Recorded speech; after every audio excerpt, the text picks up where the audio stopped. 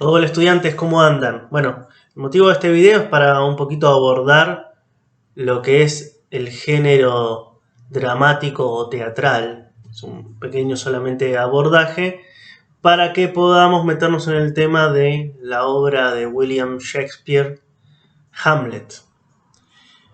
Empecemos primero por decir que hay tres grandes géneros literarios, se conocen tres grandes géneros literarios, que es el lírico, el narrativo y el dramático o teatral.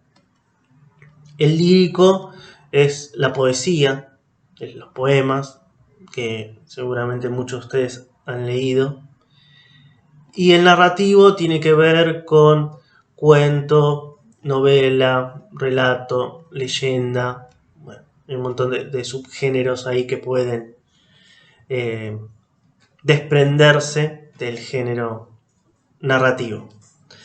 Y después el otro género es el género dramático y teatral, donde tenemos lo que son las obras de teatro. Y en su comienzo, este género estaba dividido en dos, en tragedia y en comedia. ¿Qué es una tragedia? Bueno, a ver, es la tragedia de los griegos, donde ahí se mezcla la cuestión del destino. Siempre el final es un final con fatalidad.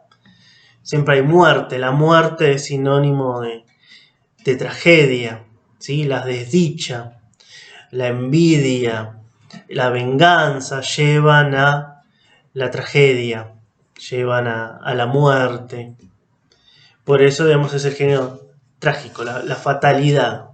Y después está el comedia, que era, obviamente, no se termina con esos finales trágicos, pero los personajes igualmente tienen un hilo temático, hay ciertas cuestiones cómicas, humorísticas, es más para hacer reír de alguna manera. Entonces ahí tenemos lo que es, por ejemplo, la sátira, la parodia, ¿no? Todas formas de representar algo real, acontecimientos reales, hechos reales o situaciones que pueden ser reales, pero a través de la sátira, de la parodia, ¿no? De lo que es la comedia.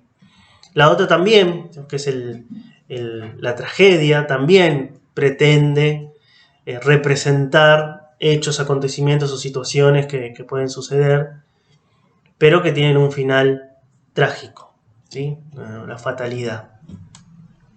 Después, a lo largo de los años, indudablemente estas se van a combinar. Esta tragedia y esta comedia van a combinarse de alguna forma. Y, y se va a llevar a cabo lo que es la tragicomedia, ¿no? En realidad la vida no es totalmente trágica o totalmente cómica, sino que la vamos a representar un poco más tal cual es.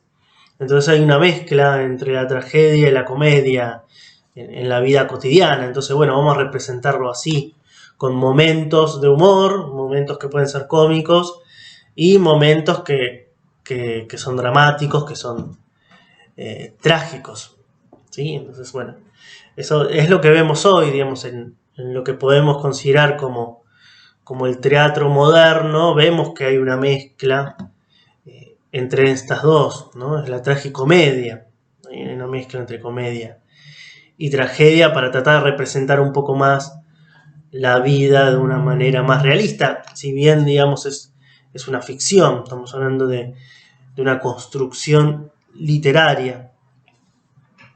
Es muy interesante, digamos, el tema de los tres géneros, porque indudablemente tienen estructuras diferentes. Se leen de manera diferente, se escriben de manera diferente, se producen de manera diferente. El género narrativo tiene una determinada estructura, una determinada forma de escribirse dentro, digamos, de lo que es el género literario narrativo o los géneros discursivos narrativos. Después tenemos la poesía, ¿no? Que es la lírica, que cuenta con determinados recursos y una estructura determinada. Los famosos recursos poéticos, ¿no? Como la rima, por ejemplo. Generalmente hay estrofas, más que nada en la poesía más clásica. Ahora, digamos, En la vanguardia poética se construye una estructura diferente de la poesía, pero bueno, en la clásica tenemos las famosas estrofas, párrafos y demás. Pero bueno, vamos a centrarnos en el teatro, ¿no? que tiene una estructura propia. Generalmente el teatro, a diferencia de la poesía y de la narrativa, se podría decir, más allá que la poesía en algún momento primero fue transmitida de manera oral, por eso es que tiene tantas rimas, porque las rimas podían servir para poder memorizar mejor lo que uno estaba diciendo. Hoy son un recurso más, pero en ese momento que no estaba la escritura y estaba la oralidad, la rima cumplía una función fundamental, por eso la lírica era tan importante en ese momento.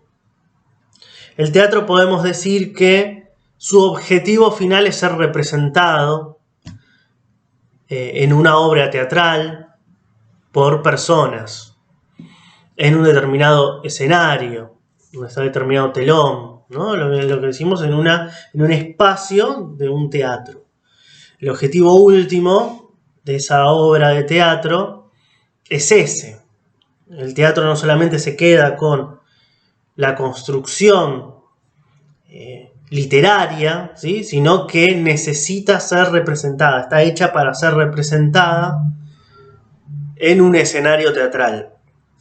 Por eso su estructura está subordinada a ese objetivo último, que es poder representarse en un escenario teatral. Lo cual ahí podemos empezar a analizar estas características que tiene la obra de teatro literaria cuando ustedes la abren o empiezan a abordarla o sumergirse en ella.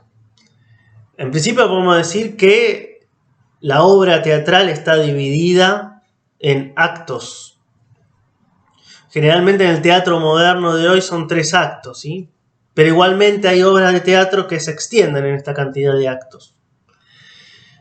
¿Para qué sirven los actos? Bueno, para plantear determinadas situaciones de conflicto. Vamos a ver después que en las obras teatrales de Shakespeare, por ejemplo en Hamlet, tenemos 5 actos. Pero generalmente en las obras de teatro hay 3 actos. Y estos 3 los podemos dividir en que en el primer acto se presentan los personajes principales. De alguna manera se empieza a presentar el conflicto de la obra. En el segundo se desarrolla el conflicto. Y en el tercero se resuelve ese conflicto. Es lo mismo que en la narrativa, por ejemplo. En la narrativa tenemos en un cuento o en una novela, tenemos lo que es la introducción, que introduce los personajes, el espacio y el conflicto, ¿no? El tema. Y después ahí, en el nudo o desarrollo, está el conflicto, el desarrollo del conflicto. Y en el desenlace, o en el final, desenlace, está indudablemente la resolución de ese conflicto. Cuando hablamos de resolución de ese conflicto, no hablamos de una resolución buena. No se tiene que resolver siempre de la mejor manera. En la tragedia se puede resolver de manera justamente trágica, con la muerte, ¿sí? Se resuelve el conflicto. Y esa resolución del conflicto no es ni buena ni mala, depende de cada obra, ¿sí? De cada obra teatral. A eso nos referimos con resolución del conflicto. Pues generalmente cuando uno entiende resolver un conflicto, bueno, se solucionó. Bueno, acá se soluciona pero de otra manera, digo, ¿no? Después lo vamos a ver en Hamlet, cómo se termina solucionando, entre comillas, el conflicto.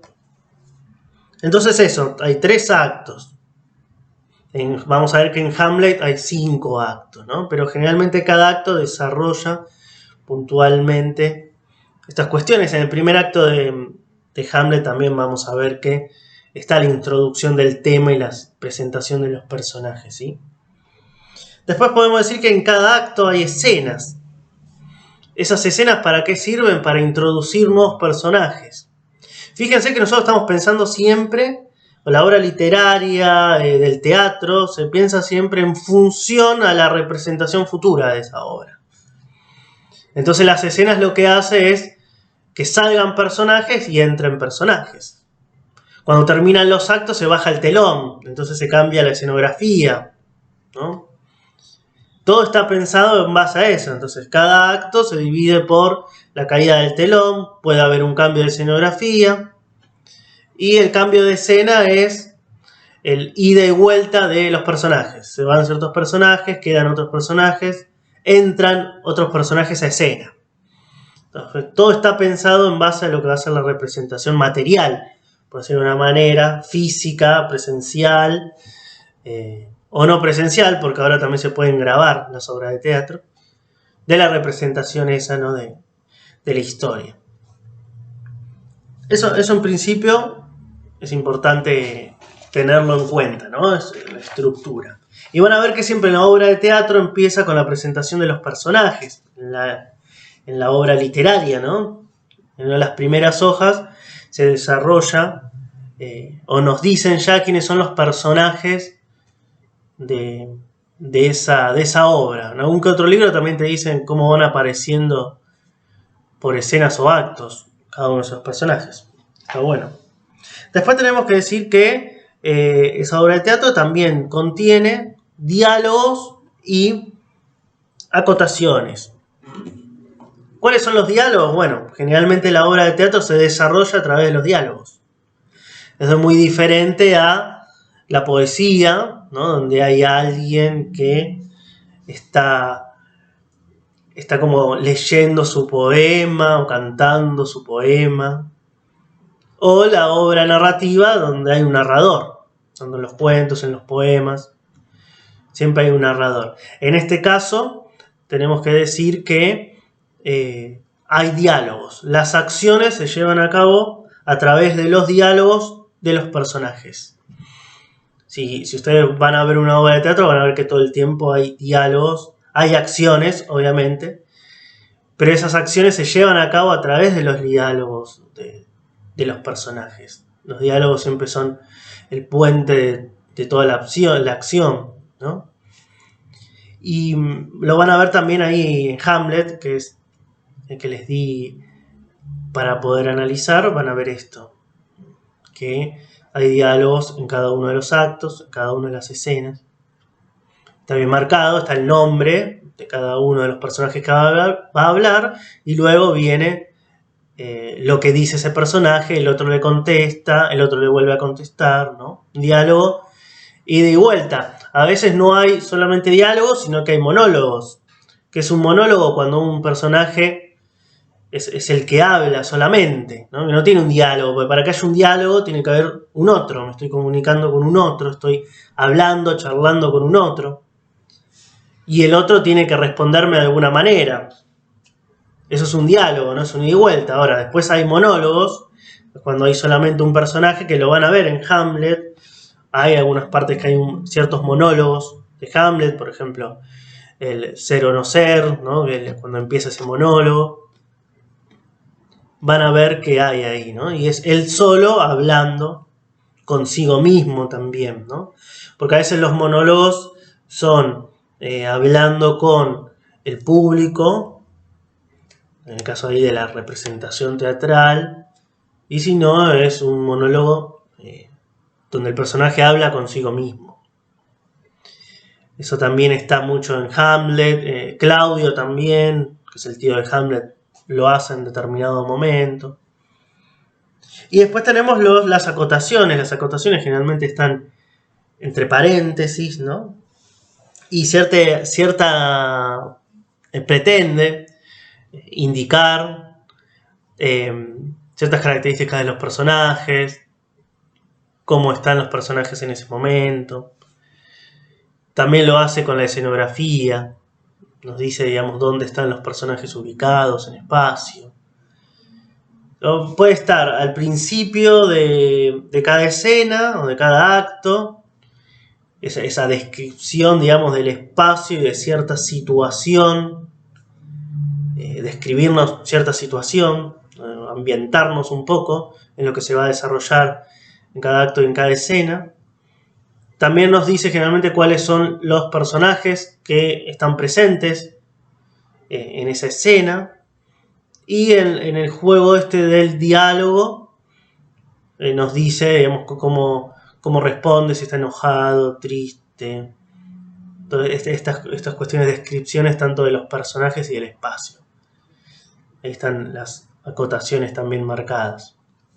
En una obra de teatro, ¿sí?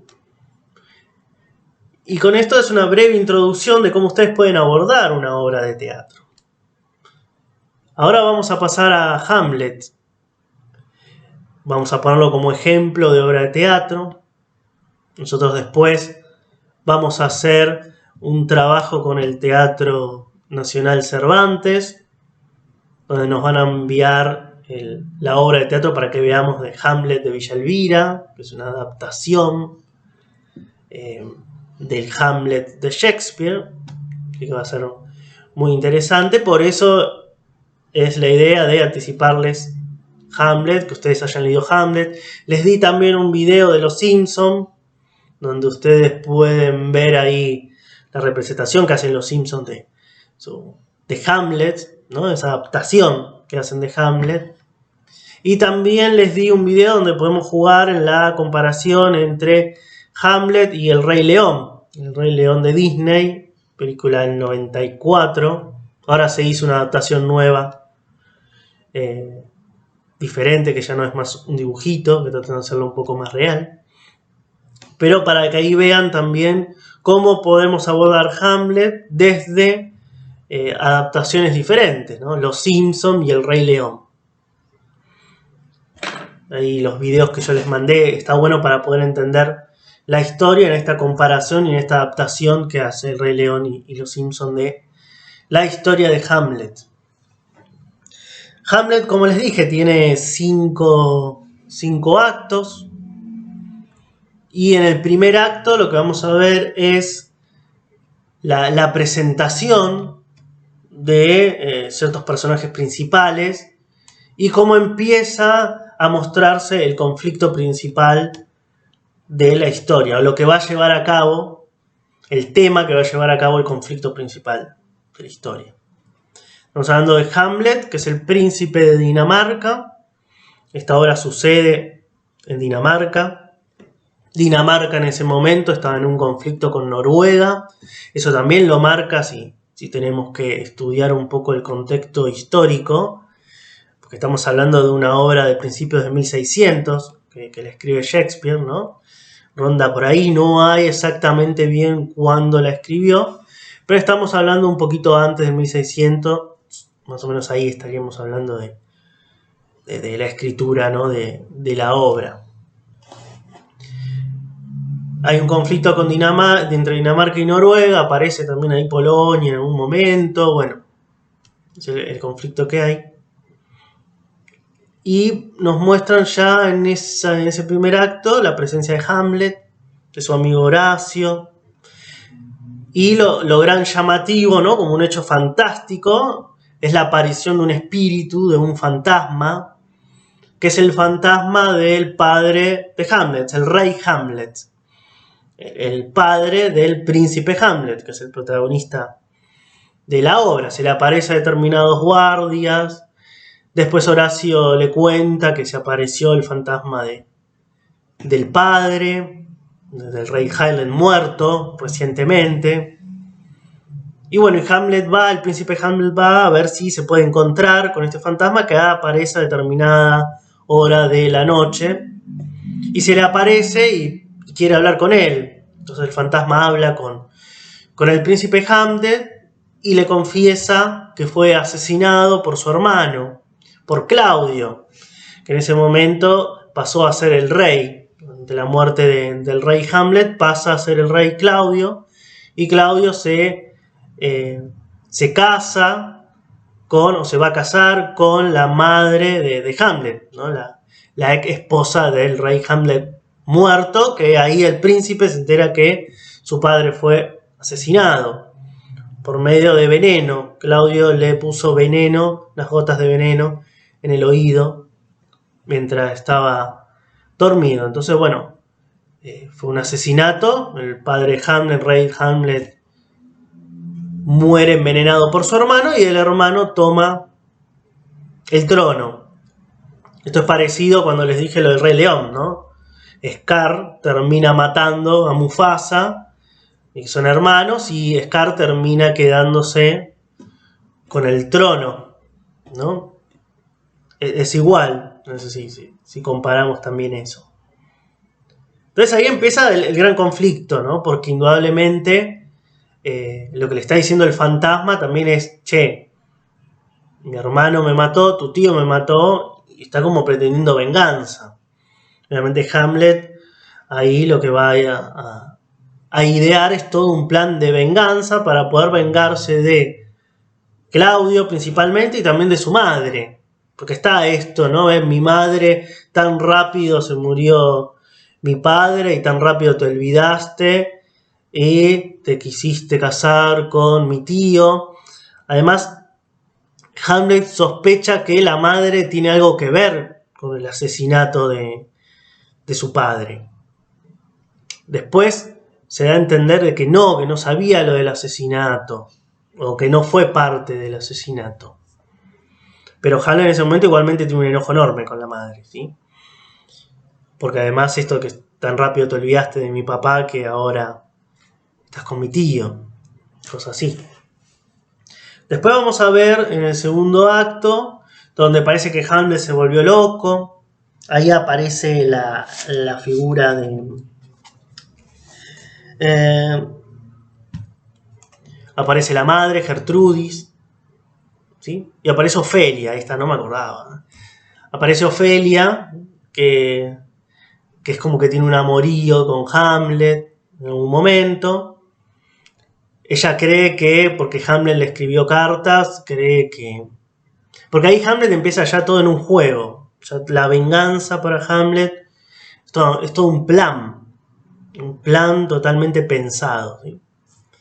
Entonces Ofelia le dice a su padre Polonio que Hamlet seguramente está actuando así, de esta manera tan locoide, porque bueno, está hiper enamorado de ella y ella, como siguió los consejos del padre, lo rechazaba o se mostraba un poco distante, ¿no? Y Hamlet se estaba volviendo loco.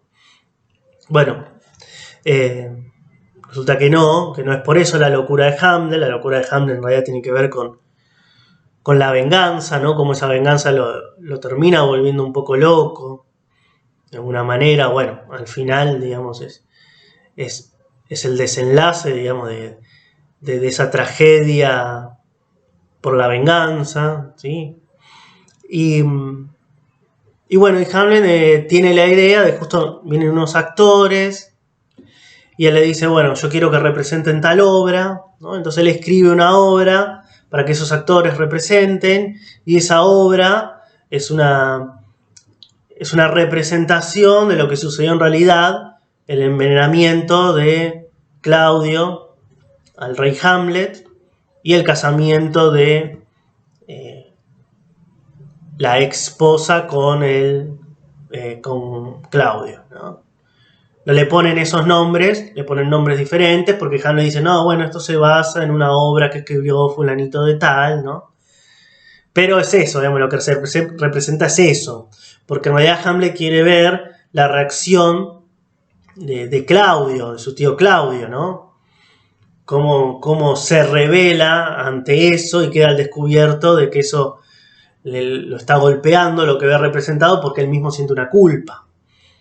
Claudio siente culpa, entonces se va. En determinado momento que se está representando la obra, Claudio entiende bien cuál es el objetivo de esa obra, entonces él se retira antes que finalice esta obra que se está representando. Y bueno, y después Hamlet, ya esto es en el acto 3, habla con su madre. Polonio se esconde atrás de unas cortinas, escuchando mientras lo que habla Hamlet con la madre. Entonces Polonio en un momento se mueve porque la madre de Hamlet piensa que su hijo la va a matar, entonces grita, entonces Polonio se mueven las cortinas y Hamlet va con la espada y lo mata pensando que era Claudio. No, era Polonio, que es el padre de Ofelia.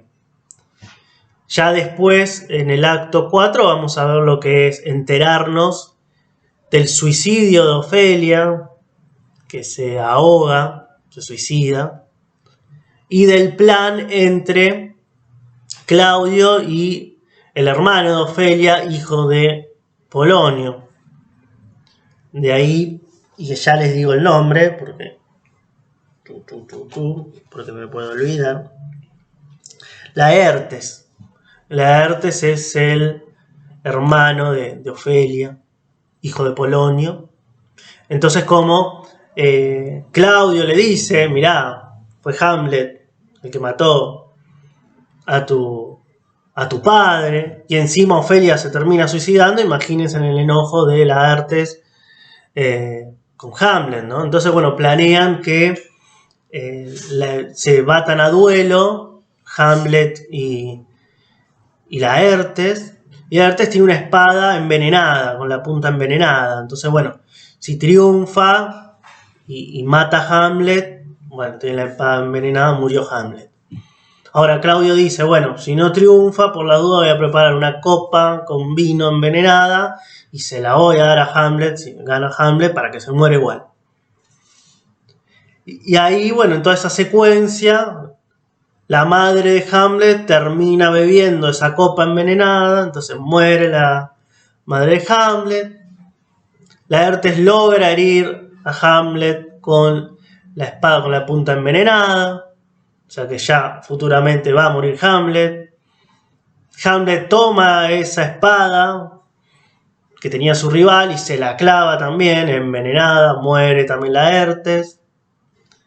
Y aprovecha en su último suspiro, prácticamente Hamlet, porque está muriendo por el veneno de la espada, que le clavó su rival, le clava la espalda a Claudio, el rey Claudio, se espada envenenar y muere también Claudio. O sea, es una tragedia total, un dramón, mueren todos, muere la madre de Hamlet, Claudio, todos juntos mueren por el veneno.